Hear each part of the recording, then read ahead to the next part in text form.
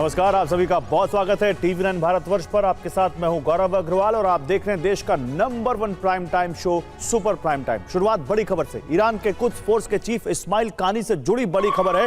Quds force chief Ismail कानी जिंदा है। जी हां, बड़ी खबर। कानी से ईरानी इंटेलिजेंस पूछताछ कर रही है। नसरल्लाह की हत्या को लेकर कानी से पूछताछ की जा रही है और पूछताछ के दौरान कानी को हार्ट अटैक आया, यह जानकारी भी सामने आ रही है। वैसे इजरायल ने ईरान पर हमले का अंतिम फैसला ले लिया है। 5 घंटे की मैराथन बैठक और 30 मिनट की बाइडेन बेंजामिन बातचीत के बाद अमेरिका की सहमति मिल चुकी है। यह तय हो चुका है कि ईरान पर कब, कहां और कैसे हमले किए जाएंगे। रिपोर्ट यह भी है कि अमेरिका ने इजरायल के लिए खतरा बन चुकी ईरानी सत्ता को उखाड़ फेंकने का ब्लूप्रिंट तैयार कर लिया है। इजरायल और अमेरिका के इस प्लान से ईरान के सुप्रीम लीडर खामेनेई भड़क गए हैं और एटमी प्रोजेक्ट को हरी झंडी दे दी है।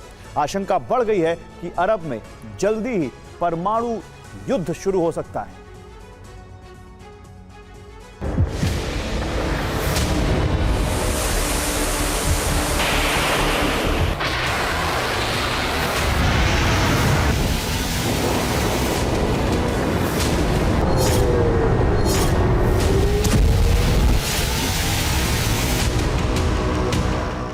שהאיראנים תקפו אותנו לפני זמן קצר.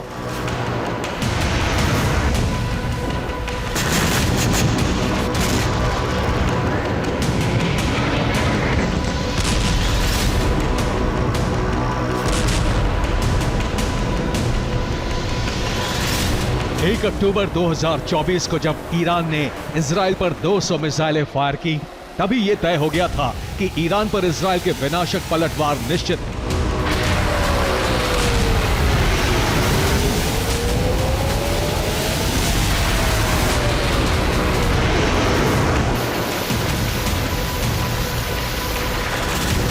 इजराइल ने अब यह ऐलान कर दिया है कि ईरान पर हमले कब होंगे, कहां होंगे और कैसे होंगे, यह तय हो चुका है।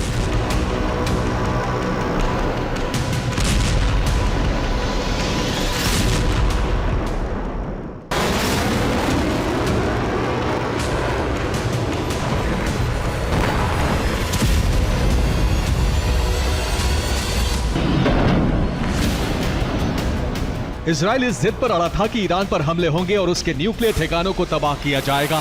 इजराइल के इस जिद पर बाइडेन भड़के हुए थे, लेकिन अब ईरान पर हमलों के प्लान को हरी झंडी मिल चुकी है।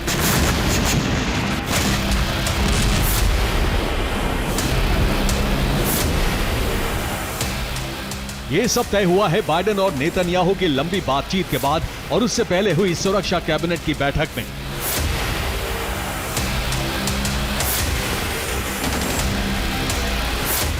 9 अक्टूबर की रात नेतन्याहू ने सुरक्षा कैबिनेट की बैठक बुलाई। इस बैठक में वरिष्ठ मंत्री शामिल हुए। बैठक 5 घंटे तक चली। बैठक में ईरान पर हमलों के ब्लूप्रिंट को मंजूरी दे दी गई।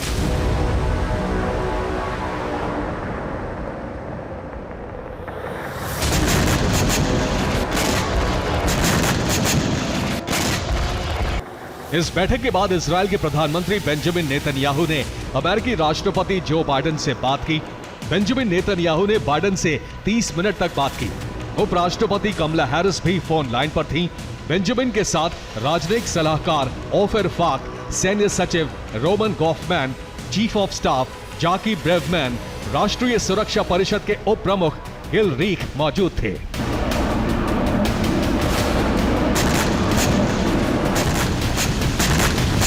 नेतन्याहू ने इस बातचीत में अमेरिका को ईरान पर हमलों के ब्लूप्रिंट के बारे में जानकारी दी। वॉशिंगटन से मिली जानकारी के मुताबिक पहले इजराइल ईरानी तेल के कुओं पर हमले करना चाहता था। इसके साथ ही ईरान के न्यूक्लियर ठिकानों पर हमले का प्लान था। इनके साथ साथ ईरान के सैन्य ठिकानों पर मिसाइल हमले करना चाहता था। लेकिन अमेरिका की सलाह और कैबिनेट बैठक में बातचीत के बाद ईरान के मिसाइल और सैन्य बेस पर हमलों को हरी झंडी दे दी गई है।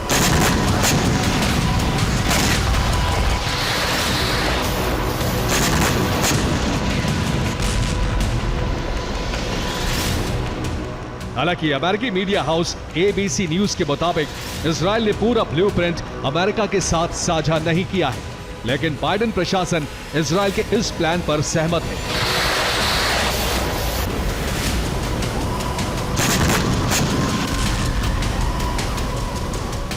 सवाल यह है कि इजराइल के लिए सबसे बड़ा खतरा बन चुके ईरान के न्यूक्लियर ठिकानों पर हमले ना करने के लिए बेंजामिन सहमत क्यों हो गए? तो इसके पीछे है अमेरिका की ईरान में तख्ता पलट कराने की रणनीति।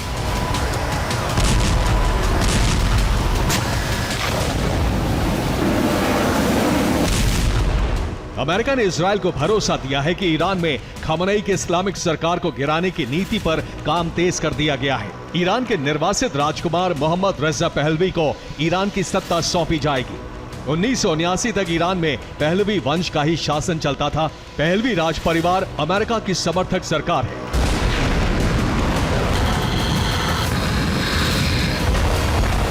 यानी अमेरिका एक बार फिर ईरान को 1979 वाली स्थिति में लाने की तैयारी कर रहा है।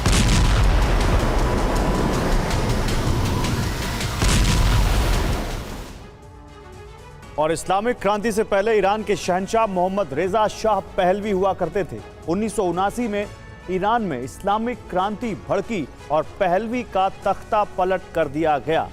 मोहम्मद रेजा शाह पहलवी ने परिवार सहित अक्टूबर 1979 को तेहरान छोड़ दिया। 22 अक्टूबर 1979 को ईरान के शहंशाह पहलवी अमेरिका पहुंचे।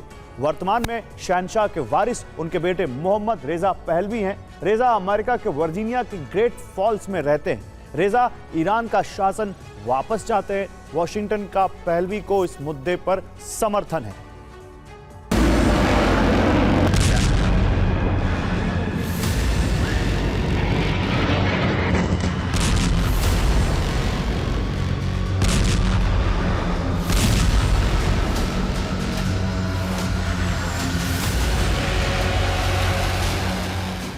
रजा शाह पहलवी ने कहा है कि वो ईरान में लोकतांत्रिक सरकार चलाने पर सहमत है। अमेरिका चाहता है कि इस्लामिक सरकार को हटाकर अपने समर्थन वाली सरकार बनाई जाए।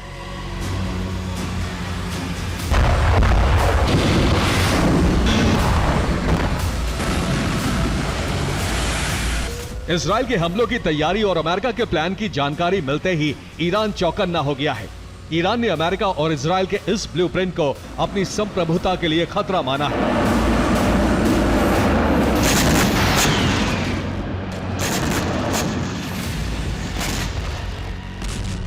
ईरानी सांसदों के एक समूह ने खamenei को चिट्ठी लिखी है। इस चिट्ठी में आत्मरक्षा के लिए एटमी हथियारों को जरूरी बताया गया है।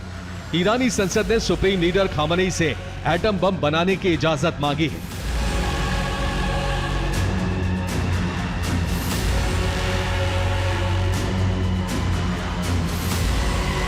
रिपोर्ट यह भी है कि ईरान परमाणु बम का परीक्षण कर चुका है।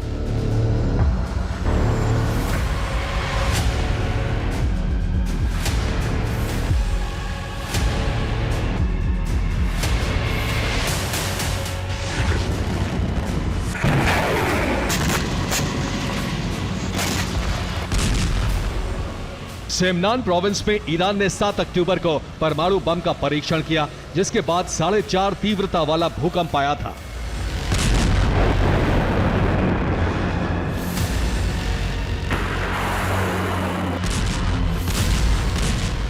जुलाई के महीने में IAEA ने रिपोर्ट जारी की थी कि ईरान परमाणु बम बनाने की दिशा में 95% तक यूरेनियम संवर्धन कर चुका है। IAEA ने कहा था कि ईरान के पास 6 परमाणु बम बनाने लायक वेपन ग्रेड यूरेनियम तैयार हो चुका है। रक्षा जानकारों के मुताबिक ईरान तकनीकी तौर पर एटम बम बनाने के लिए तैयार है। अब उसे सिर्फ राजनीतिक हरी झंडी की जरूरत है।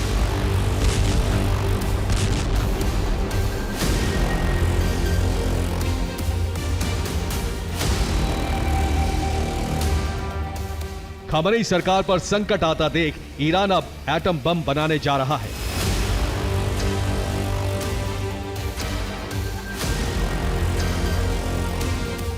यूएस इजराइल के ब्लूप्रिंट को बर्बाद करने के लिए ईरान ने यह तय किया है कि इजराइल ने अगर छोटा हमला भी किया तो उसका जवाब देने में देरी नहीं की जाएगी।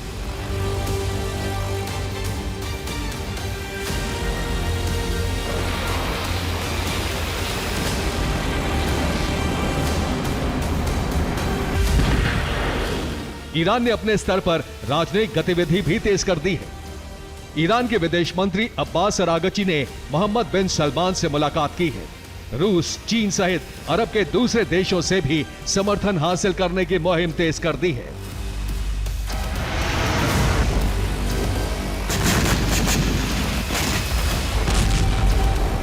ऐसे में अगर इजराइल ईरान पर हमला करता है तो ये जंग एटमी बवंडर में बदल सकती है। Bureau report, TV9 Bharatvarsh. और तेल अवीव की इमारत में भीषण आग लग गई है। बड़ी खबर, हिजबुल्लाह के हमले से भड़की है आग। विस्फोट से तेल अवीव में बड़ी तबाही मची है।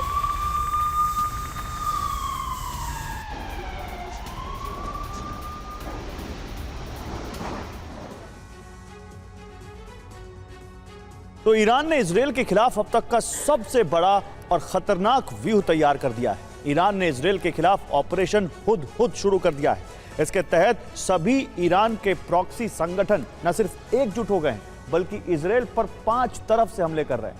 हिजबुल्लाह ने तो इजरायल के अंदर 15 नए टारगेट सेट कर दिए हैं। इजरायल के लिए चिंता की बात यह है कि उसके आयरन डोम एयर डिफेंस सिस्टम प्रॉक्सी के हमलों को नाकाम नहीं कर पा रहे।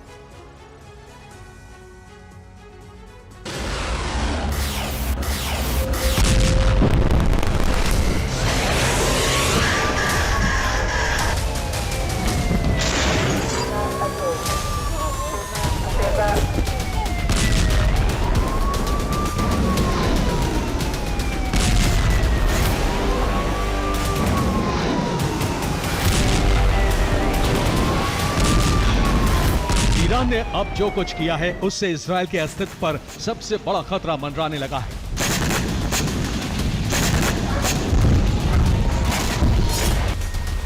इजरायल को पूरी तरह से मिटाने के लिए ईरान ने ऑपरेशन हुद लॉन्च कर दिया है।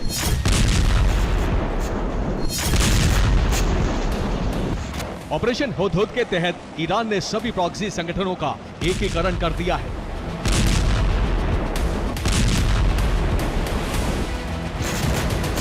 ईरानी प्रॉक्सी अब एक साथ आकर इजरायल पर 5 तरफ से खतरनाक हमले कर रहे हैं।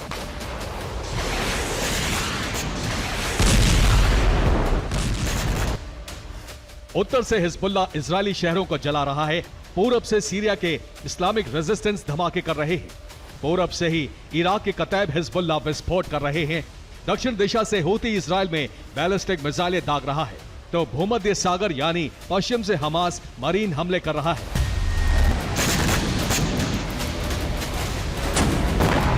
इजरायल में 5 तरफ से एक साथ जबरदस्त हमले हो रहे हैं, इसलिए इजरायल की धरती पूरी तरह से दहल रही है।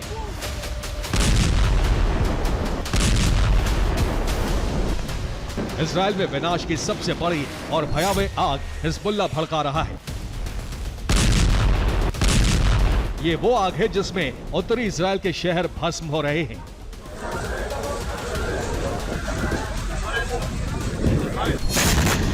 हिजबुल्लाह ने 24 घंटे के अंदर इजरायल में 300 से ज्यादा रॉकेट फायर किए। किरियत शेमोना में 40 रॉकेट की बरसात हुई। कई इमारतों में भीषण आग लग गई। किरियत शेमोना में हिजबुल्लाह के हमले में 2 लोगों की मौत हो गई। हिजबुल्लाह ने तेल अवीव को भी टारगेट किया। कई रॉकेट विस्फोट से एक इमारत लपटों में घिर गई। गैलिली में हिजबुल्लाह ने 40 रॉकेट फायर किए, जिससे पूरा इलाका दहल गया। हाइफा में इजरायल का आयरन डोम फेल हो गया, जिससे शहर में कई विस्फोट हो गए। साफेद में भी इजरायल हिजबुल्लाह के रॉकेट को इंटरसेप्ट नहीं कर पाया।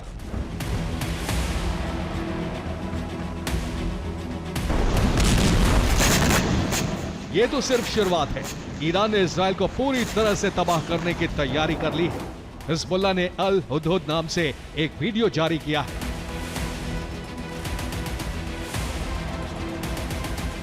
मल्टी लेयर के एयर डिफेंस सिस्टम लगे हैं। इन सब को टारगेट करने की धमकी दी गई है हिजबुल्लाह की तरफ से।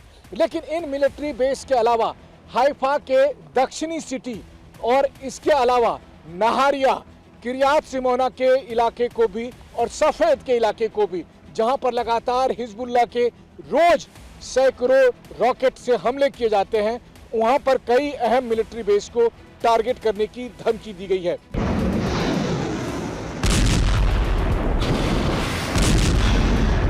इस वीडियो में हिजबुल्लाह ने हाइफा के 15 टारगेट बताए हैं जिन्हें आने वाले वक्त में ईरानी प्रॉक्सी खत्म करेंगे।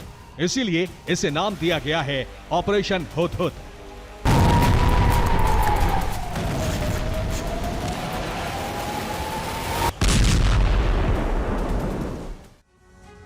तो हिजबुल्लाह ने वीडियो जारी कर कहा है कि हाइफा में उसके 15 नए टारगेट हैं जिसे आने वाले समय में मिटाने का लक्ष्य है। पहला टारगेट है कामिल सैन्य बेस, दूसरा है जीव सैन्य बेस, तीसरा है किरियात एलाजर बेस, चौथा है स्टेला मरीज बेस, पांचवा है मिसहर सैन्य का बेस। हाइफा में मौजूद ये 5 सैन्य बेस हैं जिसे हिजबुल्लाह ने खत्म करने की धमकी दी है। इतना ही नहीं, हाइफा में मौजूद Iron Dome platform, Iron Dome radar base, military communication system, BMC command room को भी जलाने की घोषणा कर दी गई है। हाइफा में मौजूद इजराइल की ऑयल रिफाइनरी, माउंट कामिल का टनल, किरियात नहूम इंडस्ट्रियल जोन, हाइफा यूनिवर्सिटी, यहां तक कि ग्रैंड कैनियन मॉल और नई जियोन अस्पताल को भी हिजबुल्लाह ने तबाह करने की रणनीति बनाई है।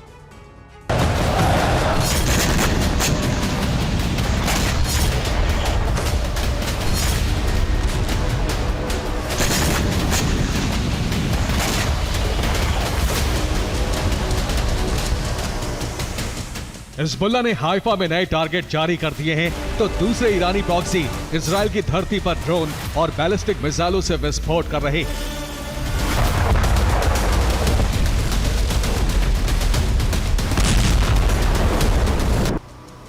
इराक के इस्लामिक रेजिस्टेंस ने इजराइल के इलाक में दर्जनों ड्रोन दागे। इलाक में ही हूती ने बैलिस्टिक मिसाइलों से हमला किया।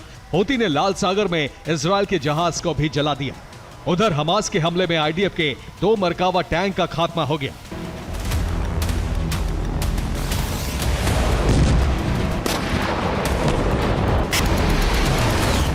इजराइल के लिए सबसे बड़ा संकट यह है कि लगातार 3 दिनों से उसका एयर डिफेंस सिस्टम नाकाम हो रहा है। वो ईरानी प्रॉक्सी के हमलों को रोक नहीं पा रहा है।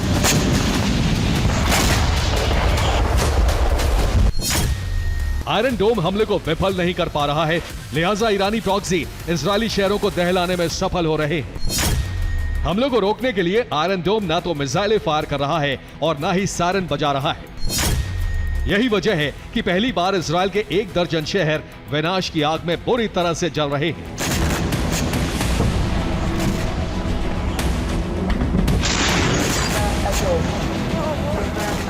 चूंकि इजरायल के एयर डिफेंस सिस्टम काम नहीं कर रहे हैं, इसलिए उस पर अब तक का सबसे बड़ा खतरा मंडराने लगा है।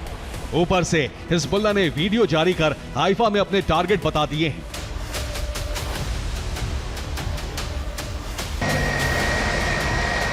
इस खतरे से निपटने के लिए इजरायली सेना ने रेड अलर्ट जारी कर दिया है।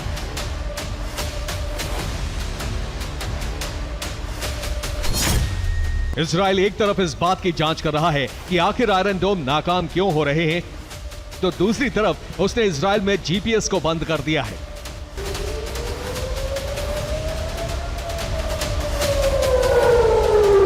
इजरायल ने जीपीएस को इसलिए बंद किया है ताकि ईरानी प्रॉक्सी के मिसाइल, रॉकेट और ड्रोन रास्ता भटक जाएं और इजरायल के अंदर उनका हमला सफल ना हो सके। इजरायल ईरानी प्रॉक्सी के हमलों से खुद को बचाने की कोशिश तो कर रहा है, लेकिन सच यह है कि अगर इजरायल के आयरन डोम इसी तरह से नाकाम होते रहे तो इजरायल में ऐसा जलजला आएगा जिसकी कल्पना किसी ने नहीं की होगी। Bureau report, TV9 Bharatvarsh. और उत्तरी इजराइल में हिजबुल्लाह का ब्लास्ट, बड़ी खबर है। हिजबुल्लाह ने 30 से ज्यादा रॉकेट फायर किए। हमले से इजराइल में 3 इमारतें बर्बाद हो गई।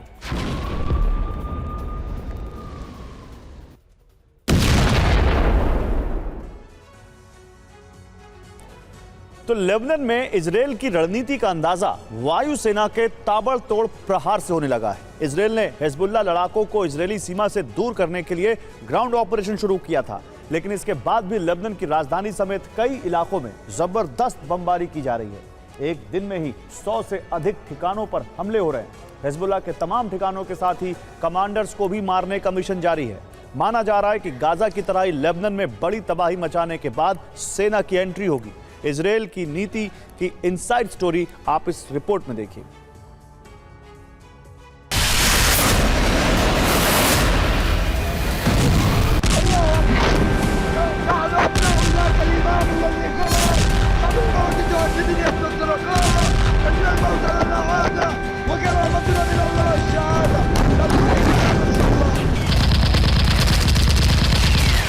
हमास से ज्यादा ताकतवर संगठन,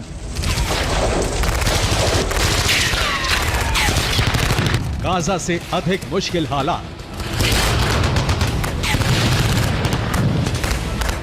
लेबनान में ऑपरेशन इजरायल के लिए आसान नहीं है।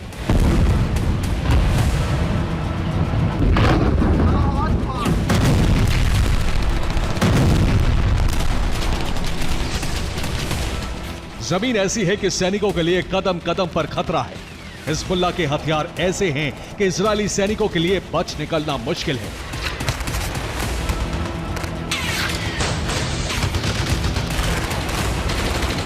ग्राउंड ऑपरेशन की शुरुआत तो कर दी गई, लेकिन लेबनान की जमीन पर गाजा की तरह लगातार आगे बढ़ते रहना मुमकिन नहीं है। गाजा में ऑपरेशन का अनुभव रखने वाले कमांडर भी लेबनान के भूगोल को सेना के लिए खतरनाक बता रहे हैं।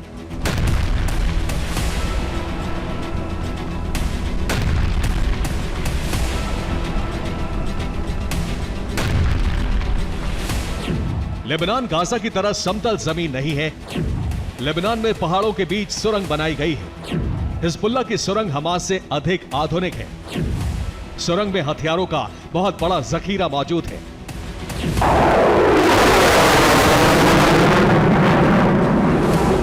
यही वजह है कि पिछले 7 दिन से लगातार इजरायल की वायुसेना दिन रात लेबनान पर बमबारी कर रही है।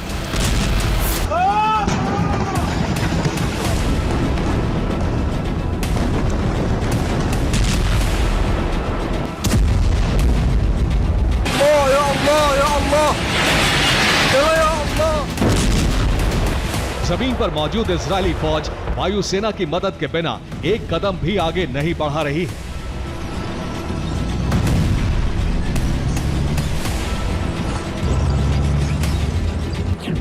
इजरायल की रणनीति है कि पहले हिजबुल्लाह के हथियार खत्म किए जाएं, हिजबुल्लाह की सुरंग को नष्ट किया जाए, हिजबुल्लाह के तमाम सीनियर कमांडर मारे जाएं।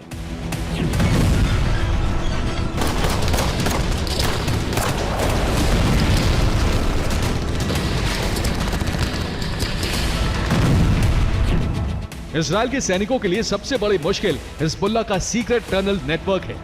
जंगल और पहाड़ों के बीच ऑपरेशन करना बेहद मुश्किल है, क्योंकि हिजबुल्लाह के लड़ाके अचानक इजरायली सेना पर हमले कर रहे हैं।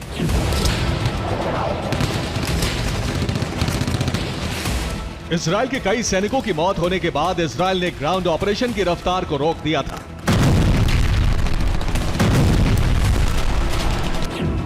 अब एक एक दिन में 25-50 फाइटर जेट से बमबारी हो रही है। हर दिन 100 से अधिक ठिकानों पर हमला किया जा रहा है। हिजबुल्लाह के गढ़ वाले इलाकों को पूरी तरह से तबाह कर दिया गया है। यारून इलाके को इजरायली वायुसेना ने पूरी तरह तबाह कर दिया है। इस इलाके में अब एक भी इमारत सलामत नहीं है। लगता है यहां महीनों से जंग हो रही थी, लेकिन यारून का यह हाल सिर्फ 7 दिनों में हुआ है। यारून गांव को खंडहर बना दिया गया, मस्जिदों को भी बम से नष्ट कर दिया गया। यारून गांव हिजबुल्लाह का गढ़ माना जाता है।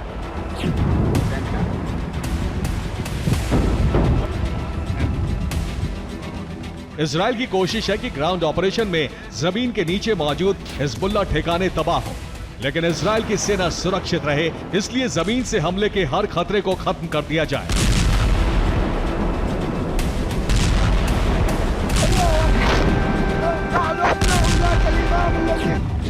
हिजबुल्लाह के लड़ाकों के पास कई ऐसे हथियार हैं जिससे वो काफी दूर से ही इजरायली सैनिकों की पूरी टुकड़ी को खत्म कर सकते हैं।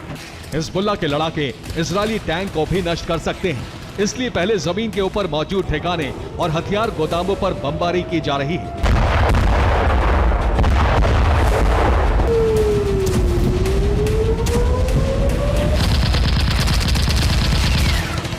हिजबुल्लाह ने स्नाइपर यूनिट की तैनाती भी कर दी है। स्नाइपर गन के साथ एंटी टैंक मिसाइलों का जखीरा लेकर हिजबुल्लाह लड़ाके इजरायली सैनिकों को घेरने की कोशिश में है।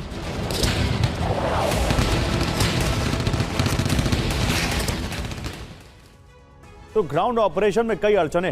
रिपोर्ट के मुताबिक हिजबुल्लाह ने इजरायल के सैनिकों को मारने के लिए स्नाइपर ब्रिगेड को तैनात कर दिया है। हिजबुल्लाह के पास रूस की ड्रागुनोव स्नाइपर राइफल है। इस राइफल से 1300 मीटर दूर तक निशाना लगाया जा सकता है। इसके अलावा रूस से हिजबुल्लाह को RCT-5000 स्नाइपर गन भी मिली है। इस गन से 1800 मीटर दूर तक सटीक निशाना लगाया जा सकता है। ग्राउंड ऑपरेशन को नाकाम करने के लिए हिजबुल्लाह लड़ाके एंटी टैंक मिसाइलें लेकर तैनात हैं। हिजबुल्लाह के पास ईरान की सेग्रे 2 मिसाइल है। ईरान से हिजबुल्लाह को राद एंटी टैंक मिसाइल भी मिली है। इसके अलावा ईरान की एंटी टैंक मिसाइल मिलान भी हिजबुल्लाह लड़ाकों के पास है।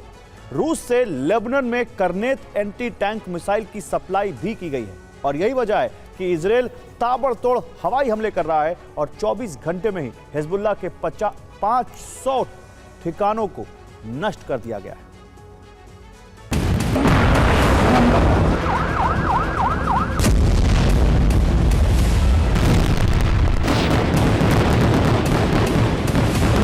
ताबड़तोड़ हमलों के बीच हिजबुल्लाह के सीनियर लीडर्स को निशाना बनाने का अभियान भी जारी है। बेरूत में हमले के दौरान हिजबुल्लाह का एक और कमांडर मारा गया है। दावे के मुताबिक हिजबुल्लाह कमांडर अहमद मुस्तफा अल हज अली मारा गया है। यह हिजबुल्लाह के हुला फ्रंट का कमांडर था। अहमद मुस्तफा इजराइल पर हमले की कमान संभाल रहा था।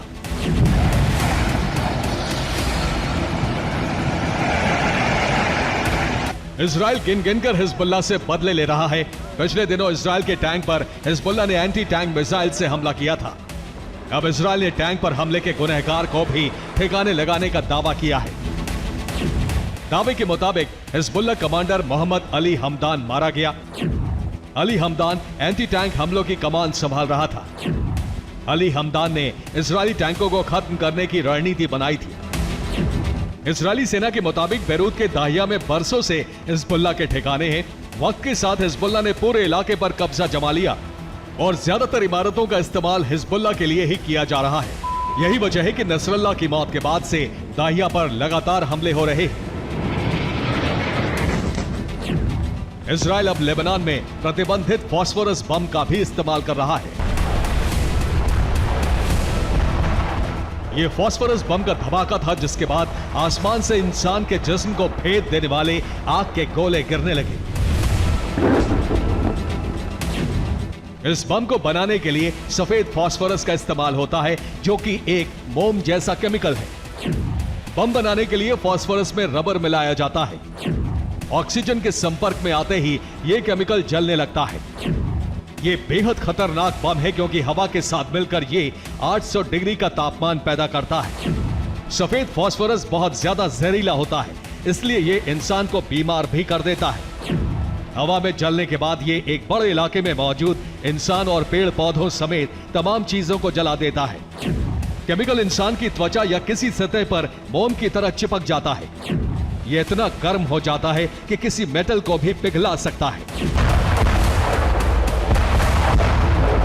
यही वजह है कि दुनिया में फास्फोरस बम के इस्तेमाल पर बैन है, लेकिन इजराइल अब एक बड़े इलाके की संपूर्ण तबाही के लिए इस हथियार का इस्तेमाल कर रहा है।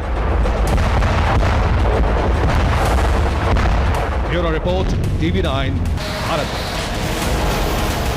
और बड़ी खबर है लेबनान से। लेबनान के बेका में इजराइल की बमबारी में 3 इमारतें तबाह हो गई। हमले में कई लोगों के मारे जाने की रिपोर्ट है। तो लेबनान के बेका में इजराइल ने बमबारी की है और 3 इमारतें इस बमबारी में तबाह हो गई। कई लोगों के मारे जाने की रिपोर्ट है।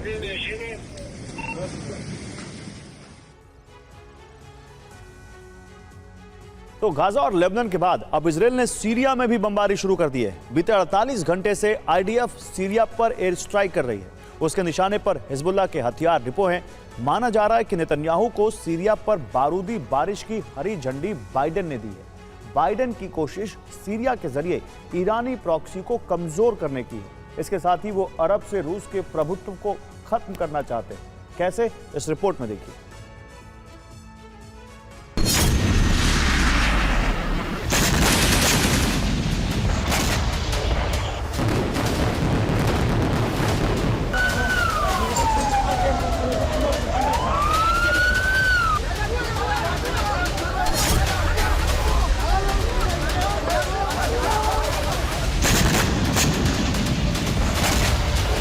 24 घंटे पहले हुए हमलों से सीरिया संभला भी नहीं था कि अगली रात इजरायल ने एक बार फिर सीरिया के शहरों को दहला दिया।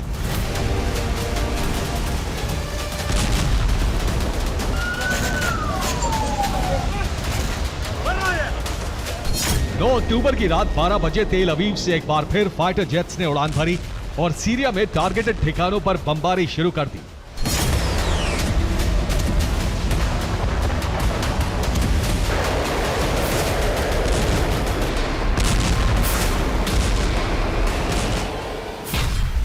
इजराइल के 10 फाइटर जेट रात के वक्त सीरिया में दाखिल हुए। फाइटर जेट्स के निशाने पर दमिश्क, हामा और होम्स शहर में मौजूद ठिकाने थे। इजराइल ने एक रात में 8 टारगेट्स को तबाह कर दिया। दावा है कि ज्यादातर टारगेट्स पर हिजबुल्लाह के हथियार डिपो बने थे।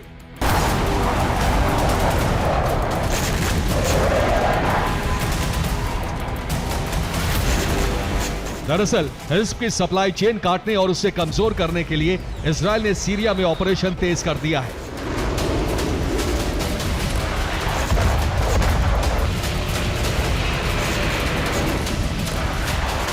वो सीरिया के शहरों को बमबारी कर तहस नहस कर रहा है। हिज्ब के ठिकानों को राख बना रहा है।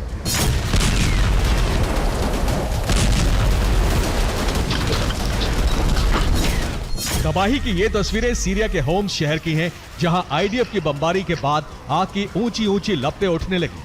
धमाकों के बाद प्रचंड अग्नि धधक उठी।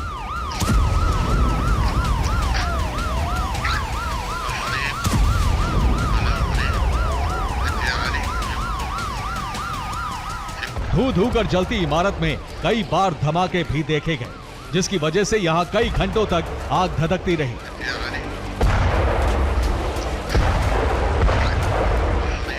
सीरिया की राजधानी दमिश्क में भी इजराइल की एयरफोर्स ने टारगेटेड हमले किए। इजराइल ने यहां एक रिहायशी इमारत पर बम बरसाए।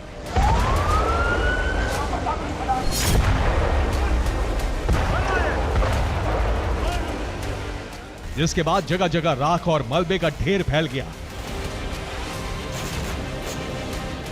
हमले में 4 लोगों के मारे जाने की खबर है, वहीं 16 लोग घायल हैं। इजराइल का दावा है कि ये दोनों जगह हिजबुल्लाह से जुड़ी थी, इसीलिए यहां आईडीएफ ने एयर स्ट्राइक की।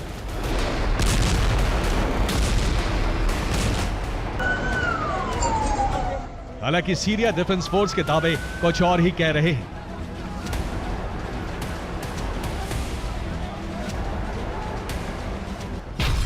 होम्स में एयर स्ट्राइक को लेकर इजराइल का दावा है कि यहां हिजबुल्लाह का हथियार डिपो था, जो तबाह कर दिया गया। वहीं सीरिया का दावा है कि यह एक कार असेंबली प्लांट से ज्यादा कुछ नहीं था। वहीं दमिश्क में अपार्टमेंट पर हमले को लेकर इजराइल का दावा है कि इस इमारत को आईआरजीसी और हिजबुल्लाह हेडक्वार्टर के तौर पर इस्तेमाल कर रहे थे। वहीं सीरिया का दावा है कि यह रिहायशी इमारत थी जहां आम लोग रहते थे।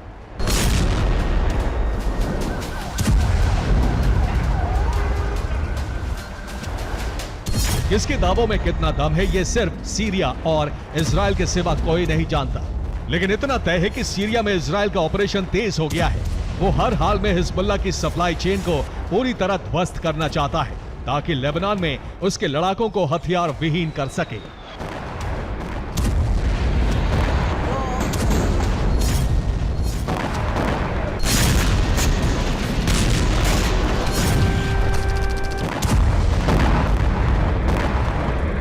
सीरिया पर इजराइल की बमबारी की वजह सिर्फ हिजबुल्लाह का हथियार रूट बंद करना नहीं है, बल्कि वो इन हमलों के जरिए संपूर्ण ईरानी प्रॉक्सी को कमजोर करना चाहता है।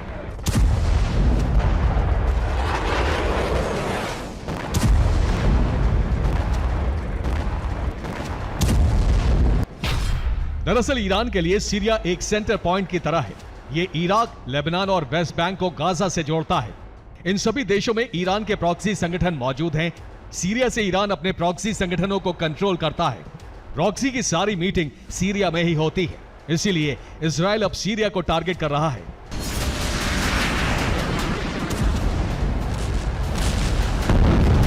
साफ है, इजराइल ईरानी प्रॉक्सी के गढ़ को पूरी तरह तबाह करना चाहता है, ताकि उसके हौसलों को तोड़ा जा सके।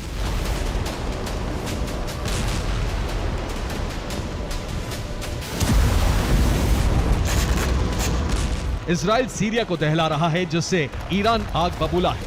सीरिया में मौजूद ईरानी दूतावास ने अपने एक बयान में कहा, इजराइल ने एक बार फिर कायरतापूर्ण मिसाइल हमले किए। दमिश्क में रिहायशी इमारत पर हमला एक अपराध है, जिसमें निर्दोष महिलाओं और बच्चों की मौत हुई है। इजराइल को इसकी सजा मिलनी ही चाहिए।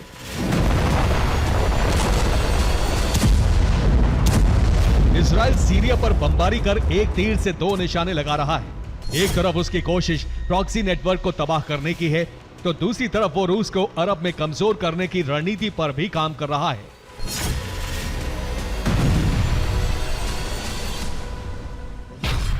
रूस ने सीरिया को अरब में अपना पावर सेंटर बना रखा है। दरअसल राष्ट्रपति पुतिन सीरिया में असद सरकार के समर्थक हैं। 2015 के बाद से रूस की सेनाएं सीरिया में मौजूद हैं। रूसी सेना यहां असद विरोधियों को कुचलने का काम करती है।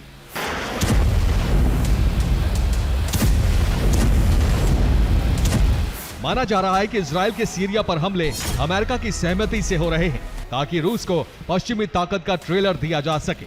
साथ ही यह संदेश दिया जा सके कि अरब पर अमेरिका का आधिपत्य है।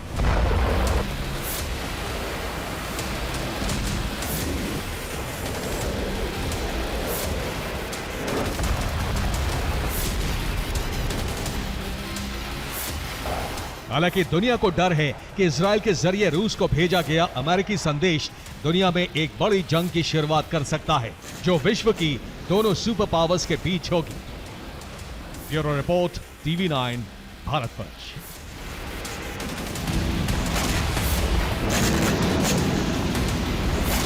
और इजराइल में वैसा रक्तपात शुरू होने जा रहा है जिसकी कल्पना किसी ने भी नहीं की होगी। हमास चीफ सिनवार ने ऐलान किया है कि अब वो इजराइल के अंदर आत्मघाती विस्फोट करवाएगा।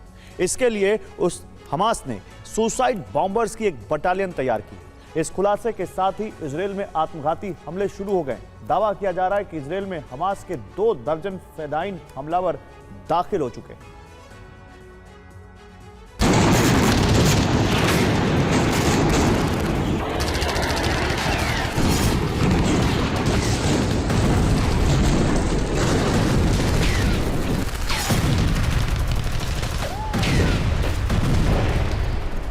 अरब युद्ध अब बहुत ही खतरनाक रूप ले चुका है।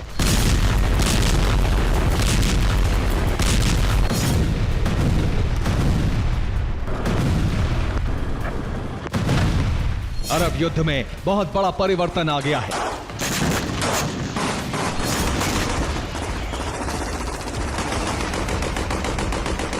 अब यह जंग खतरनाक चरण में प्रवेश कर गई है।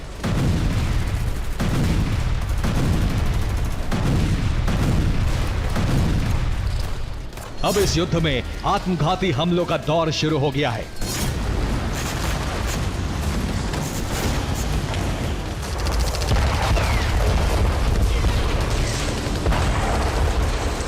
हमास ने इजराइल के अंदर फिदाइन हमले शुरू कर दिए हैं।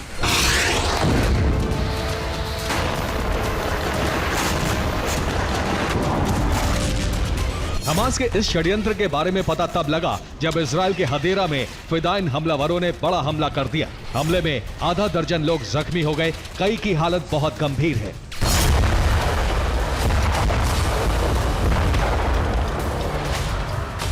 हदेरा में इस हमले के साथ ही हमास चीफ याह्या सिनवार ने बहुत ही बड़ा और खौफनाक ऐलान कर दिया है।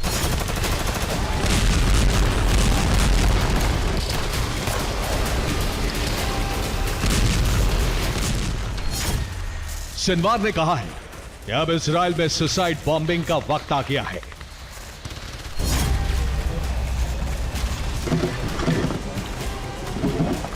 इस खूनी घोषणा के साथ ही सिनवार एक बार फिर खतरनाक मिशन में जुट गया है। सितंबर में इजराइल के हमले में सिनवार बाल बाल बच गया था, तभी से वो अंडरग्राउंड है।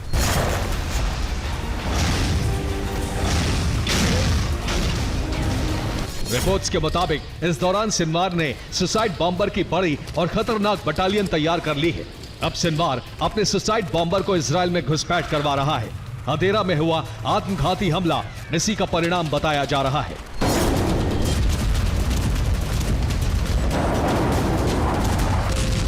सिनवार ने इजरायली सैन्य ठिकानों की एक लिस्ट तैयार की है। फिदाइन हमलों के जरिए इन ठिकानों को तबाह करने का खतरनाक प्लान है।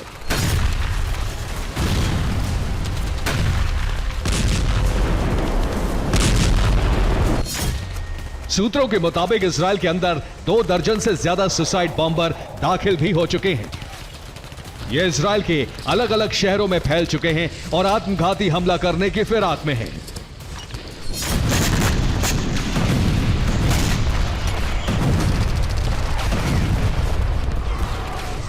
मतलब ये कि अब हमास इजराइल को सुसाइड बॉम्बिंग के जरिए दहलाना चाहता है। इस रिपोर्ट के बाद इजरायली सेना और सुरक्षा एजेंसियां हाई अलर्ट हो गई हैं। इजराइल के अंदर हमास के सुसाइड बॉम्बर्स की तलाश तेज हो गई है।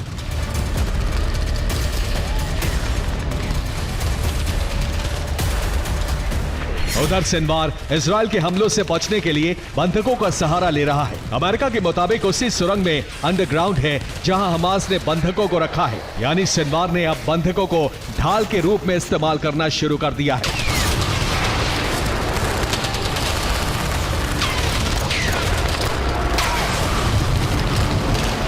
लेकिन इस वक्त सबसे बड़ा खतरा इजराइल के अंदर मौजूद है और वो है हमास के फिदायीन हमलावर।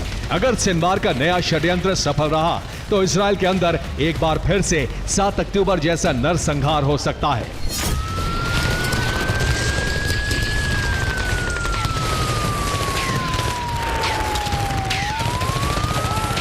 Bureau report, TV9 Bharatvarsh.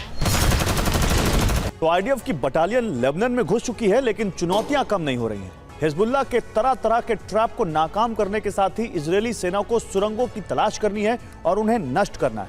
कामयाबी की रफ्तार बहुत तेज नहीं है, लेकिन सीमा के करीब कई सुरंगों का खुलासा हो चुका है और भारी मात्रा में हथियार भी बरामद किए गए। लेकिन तमाम कोशिशों के बावजूद अब तक लेबनान का कोई भी बड़ा हिस्सा इजरायल के नियंत्रण में नहीं आया है।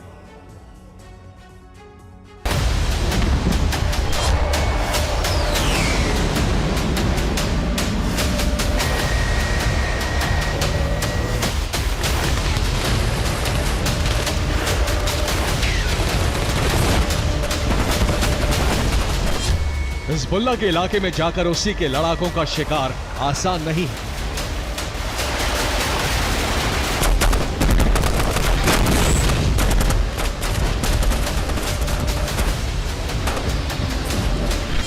दस दिन पहले इजरायल ने ग्राउंड ऑपरेशन की शुरुआत कर दी। इससे पहले लंबी रणनीति भी बनी और सैनिकों की टुकड़ी का चयन भी किया गया। लेकिन इजरायल की रणनीति हिजबुल्लाह की बरसों पुरानी तैयारियों पर भारी नहीं पड़ सकी।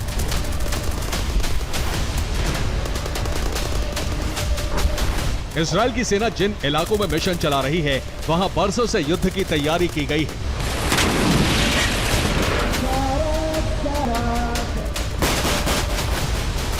जमीन, जंगल, पहाड़, हर जगह हिजबुल्लाह के सीक्रेट ठिकाने हैं। जमीन के भीतर भी हिजबुल्लाह की सुरंग का जाल बिछा हुआ है। यही वजह है कि ग्राउंड ऑपरेशन की शुरुआत के साथ ही इजरायल के 10 से अधिक सैनिकों की मौत हो गई। इजरायल के कई सैनिक गंभीर रूप से जख्मी होकर लौटे। इजरायल को बार बार सैनिकों को वापस बुलाना पड़ा। लेबनान इजरायल से बिल्कुल सटा हुआ है, लेकिन गाजा की तरह यहां दूर तक देखे जा सकने वाले मैदान नहीं है। उत्तरी लेबनान में कई ऐसे इलाके हैं जहां से हिजबुल्लाह के लड़ाके इजरायली सेना पर नजर रख सकते हैं। हिजबुल्लाह लड़ाकों को गुरिल्ला वॉर की ट्रेनिंग मिली हुई है। लेबनान में गुरिल्ला प्रहार करने के लिए ठिकाने बरसों पहले बना लिए गए थे। हिजबुल्लाह लड़ाकों के पास ईरान और रूस के घातक और आधुनिक हथियार हैं। इजरायल की सेना ग्राउंड ऑपरेशन के दौरान कई कामयाबियां गिना चुकी है, लेकिन हिजबुल्लाह का दावा है कि इजरायली फौज को भारी नुकसान भी उठाना पड़ा है। यही वजह है कि ग्राउंड ऑपरेशन के प्लान को बदलना पड़ा है। ग्राउंड ऑपरेशन में इजरायली सेना की 36वीं डिवीजन को शामिल किया गया। सैनिकों की संख्या को 3 गुना करना पड़ा। सिर्फ दिन के समय ग्राउंड ऑपरेशन चलाया गया। रात होते ही सैनिकों को इजरायली सीमा में बुला लिया जाता था।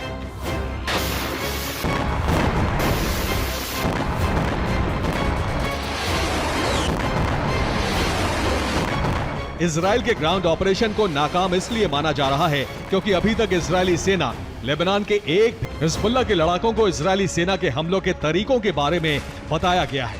यही वजह है कि हिजबुल्लाह की कमजोरी पर ही इजरायल प्रहार कर पा रहा है। हिजबुल्लाह के पास ताकतवर एयर डिफेंस नहीं है। हवाई हमले को रोकने में हिजबुल्लाह असमर्थ है। हिजबुल्लाह के पास सरफेस टू एयर मिसाइल बेहद कम है। हिजबुल्लाह कई बार इजरायली ड्रोन को गिरा चुका है, लेकिन अभी तक एक भी फाइटर जेट को गिराने में कामयाबी नहीं मिली है। यही वजह है कि लेबनान पर लगातार हवा से हमले हो रहे हैं।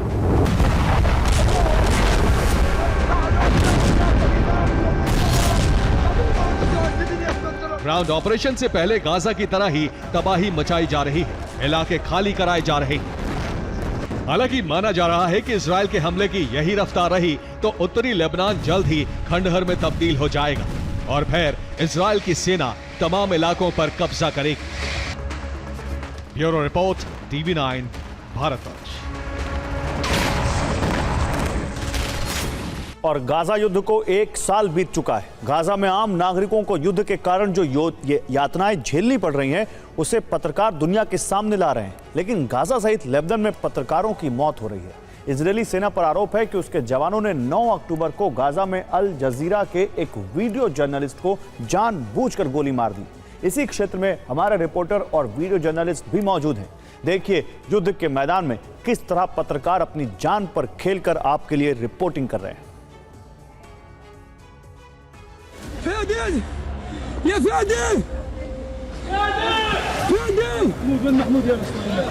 जमीन पर अचेत पड़ा नीली बुलेट प्रूफ जैकेट पहने एक शख्स और फादी फादी चिल्लाते उसके साथी।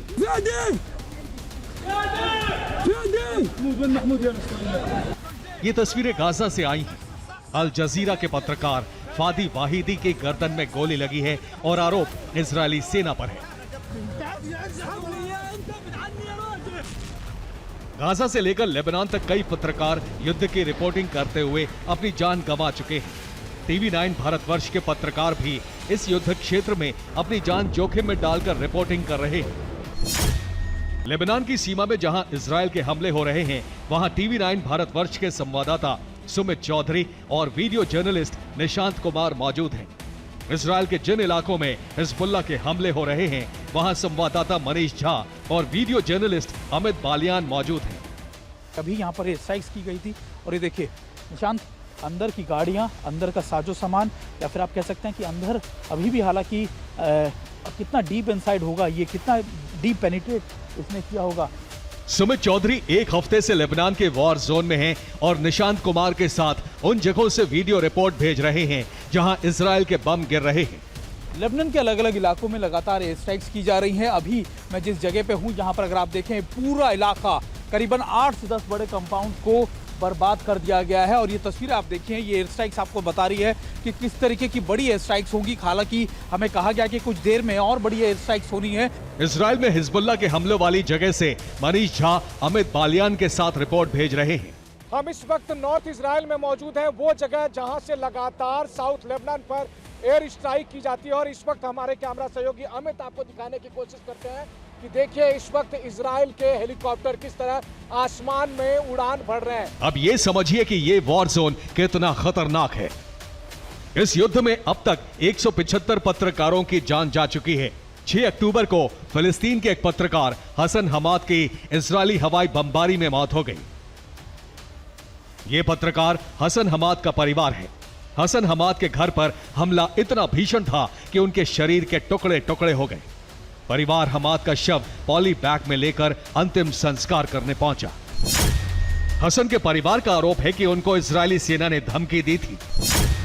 इजरायल ने कहा था कि गाजा में रिपोर्टिंग बंद कर दो। रिपोर्टिंग बंद नहीं की तो मौत तय है। गाजा और लेबनान में अब तक 175 पत्रकारों की मौत हो चुकी है और ये उनकी तस्वीरें हैं। इस भीषण वॉर जोन में TV9 भारतवर्ष के साहसी पत्रकार अपनी जान जोखिम में डालकर आंखों देखा सच बयान कर रहे हैं। Bureau report, TV9 Bharatvarsh. और अमेरिका सदी के सबसे भीषण चक्रवात की मार झेल रहा है। फ्लोरिडा से टकराए मिल्टन चक्रवात ने शहर में भीषण तबाही मचाई है। करीब 10 लाख लोग अंधेरे में रहने के लिए मजबूर हैं।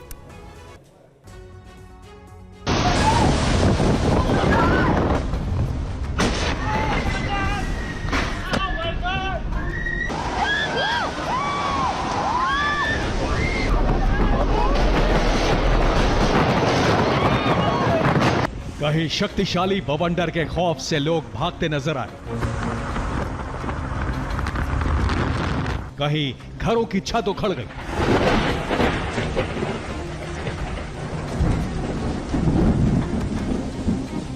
कहीं विशालकाय पेड़ किसी तिनके की तरह उखड़ गए।